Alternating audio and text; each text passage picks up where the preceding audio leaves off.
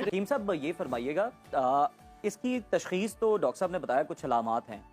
Doctor साहब से भी पूछेंगे कि किस तरह से कोई जो मुख्तसर जो टेस्ट हैं कम दौरानी के वो करवा के आपको पता चल सकता है कि आपको किस किस्म की शुगर जो है या डायबिटीज़ आपको है। तिब में इसका क्या है, किस तरह से ये डायग्नोस की जा सकती है, तशखीस इस मरज़ की किस तरह से हो जाती है? जी, हम भी इसी माशरे में रहते हैं जी। और जदीद साइंसी जो आलात हैं हम भी उनसे इस्तेफादा करते हैं।